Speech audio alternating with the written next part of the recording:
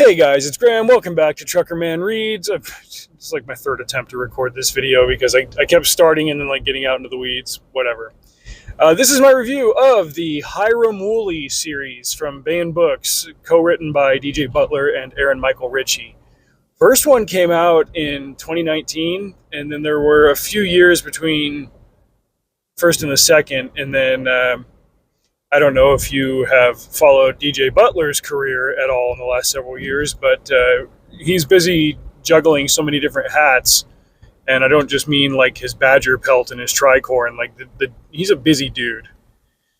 But it looks like he's obviously still writing in between here and there. And he and Richie released the third book in this series. And I'll give you the skinny on it. I was able to grab the review PDF and play it through Speechify. Man, I've been buried under so many review copies lately, and I've been trying to catch up. I'm going on about to start my fourth year of using Speechify, and if I wasn't able to listen to books while I work, I just wouldn't have the time to keep trying to find great books.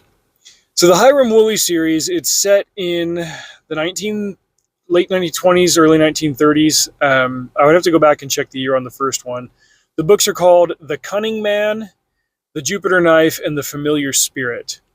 And as I was listening to The Familiar Spirit today, it just came out about a week ago, I thought this series actually works as like a Halloween read if I'm trying to look for something spooky, scary. I try to find atmospheric reads in the month of October. It's like this series actually works that way, and especially this third one, it landed really well in the vein.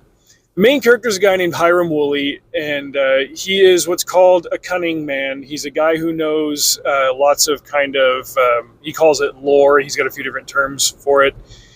It's not technically correct to say that it's magic. It's very precise, have this object, do this incantation, say this 3 times, that kind of thing. There are very specific ways of carrying out spells, for lack of a better term.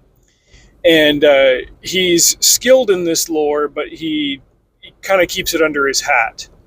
Because, and this is where it's one of the unique attributes of the series, he's a member of the Church of Jesus Christ of Latter-day Saints, and it's not necessarily something that you would go around advertising I hold the priesthood and also I do magic. It's a soft taboo to mess around with stuff like that, and so but he does have these skills, they're demonstrably skills that he can use, and so he looks for certain situations in which to use them for the benefit of his fellow man.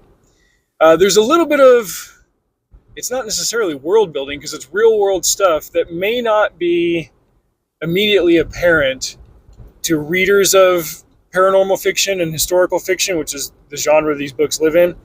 It might not be all that obvious to you if you're not familiar with the workings of the LDS Church, but it's established in the first book that Hiram carries out jobs under the direction of the presiding bishopric of the church. You've got the main leadership of the church, the first presidency, and the quorum of the 12 apostles, and they handle spiritual matters for the church. But the presiding bishopric's job is to handle temporal stuff, logistics.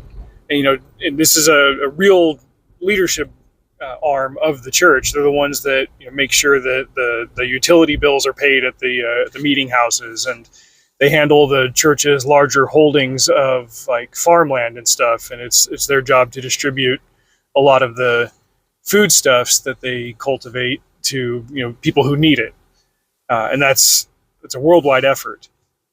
But in the 1930s, obviously you're looking at post-stock market crash, depression America, and this is where Hiram Woolley comes in. He's not looking to solve nationwide problems. The case that he's handling in this first book is down in the towns of Helper and Price, which if you've never been to Utah or lived in Utah, you've probably never heard of these towns. I'm only aware of them because I used to drive through them on my way to somewhere else for work when I was hauling hazmat. And we even had a brief pump job when I was working in Salt Lake. In fact, right after The Cunning Man came out, I was on an overnight job where I was doing pump watch. My job was just to sit in the truck for 12 hours, and every 30 minutes I had to go out and walk the lines and make sure that all the couplers for the pipes and hoses were still attached, because we were operating a sewer bypass for the city. And boss was like, take something to entertain you. I was like, cool, man, I got books. And here I was reading this paranormal fantasy alternate history type thing, while I was sitting in the dark in Price, Utah. But in the 1930s, the lifeblood of these small towns were the railroads and the mines. And a mine had closed in the story, and so a lot of the workers were out, and therefore they were hungry. And so the presiding bishopric loaded up Hiram Woolley's car, his carriage, his Ford Model AA, and said, "Hey, go out to Price and make sure that the people out there are fed at least until they figure out what's going on with the mine and solve this problem." He's like, "All right, cool." Hiram, in addition to being a cunning man, a man who knows magic, is also a World War I veteran. And while he was in France, his best friend, Yazzie, who was a Navajo, died. And he had a son.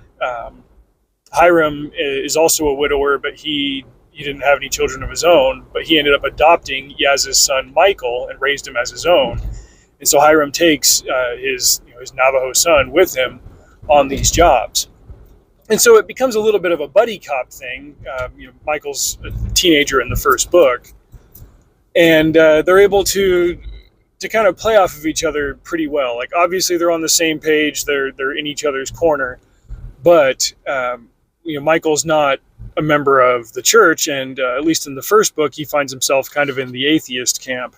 But as he starts to learn more of the cunning lore that Hiram knows, he comes around to not necessarily exactly everything that Hiram thinks about spirituality, but it broadens his horizons about what is spiritually possible beyond what can be reproduced in an academy. So the first book is they go down to Price and help her, and they have to pull out the threads of a local mystery to figure out why the mine is stopped up and what's the local beefs that the various factions have with each other. The second book is called The Jupiter Knife, and to be perfectly frank, I don't remember a whole lot of what happens in this one, but I do remember that there was kind of like a side antagonist who is also a cunning woman, like a witch woman, who she kind of bounced off of Hiram's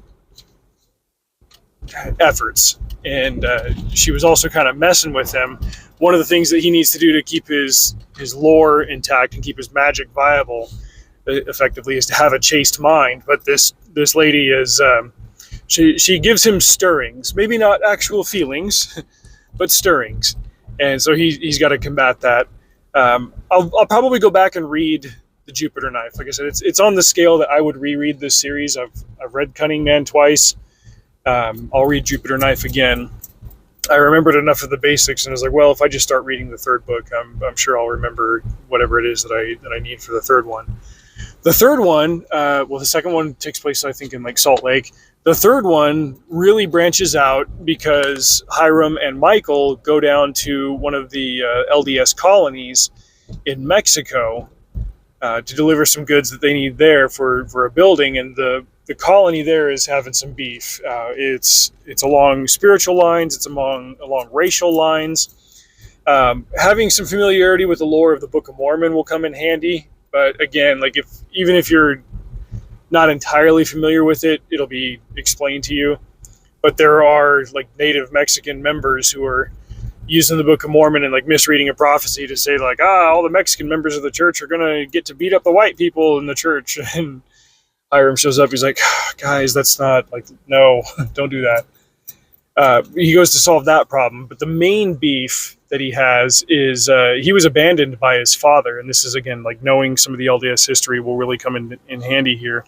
He was abandoned by his father when he was young because his father practiced plural marriage, practiced polygamy, even after the church's injunction against it. In the early 1900s, the church issued an official declaration saying, we're no longer going to practice this. And there were a lot of members that said, we kind of still want to. So they left and went to places where they felt like they were out of the reach of the church and continued doing it for a while. And Hiram's father was one such figure, and Hiram hadn't seen him in like 30 years.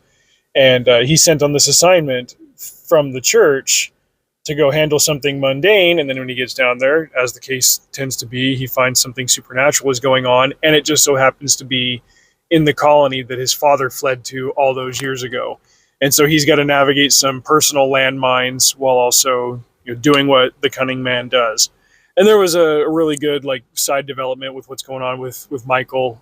He meets a girl and he's got to navigate that whole bit. It does everything that you would want out of an historical fiction. It works really well as a paranormal fiction. These aren't books in a series that are like very heavy on action and shoot 'em up and I cast fireball or anything like that. One of Dave Butler's strengths, especially as a writer, is what he does with historical fiction, and working details of things that really did happen into a fantasy narrative. And if you've got any kind of affinity for history, as hey, I tend to, and especially LDS history because I don't get to read a whole lot of fiction in that vein, it stands out and shines. I think I've read one other book by Aaron Michael Ritchie, so I'm not all that familiar with what his writing style is and his interests. It'd be kind of hard for me to separate Butler's fingerprints from Ritchie's. But overall, like, this has been an enjoyable series. I'm sure I'll pick it up every couple of years and reread it. There's not necessarily like a permanent final ending on this one, but if the series does just end up being a trilogy, the way this one ends is fine. And I like them. They're cool, they're wholesome and good. There's a couple of through the entire trilogy. There's like maybe 3 or 4 S-bombs. There are some rough fellas that they gotta tumble with and get in fights and stuff. And people say naughty words when their emotions are elevated.